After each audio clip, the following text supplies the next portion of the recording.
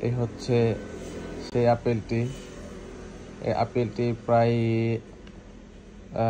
15 রমজানে কেনা হয়েছিল। এখন পর্যন্ত যেরকম কিনেছিলাম ওর থেকে একটু ব্রাউন হয়েছে, বাট বলা যায় সেই আগের মতোই আছে। জানি না এটা এখন পর্যন্ত কেন কোনো পচলো না, গললো না, নরমও হয়নি। এই যে টিপ দিচ্ছি, একটু ডাবছে না।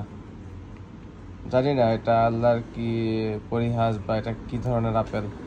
এটা হচ্ছে ইতালির কর্নাট মার্কেট থেকে কেনা হয়েছে। দেখুন, এটা একটা অবাক করা বিষয়। 1-1.5 মাস হয়ে গেল, কিন্তু আপেলের কোনো লাইফ হয় নাই। যেই রকম আপেল সেই রকমই রয়ে গেছে। তো এটা কেন এখনো কিছু হলো না, এটা আপনাদের কাছে মতামত কাম্য। ধন্যবাদ।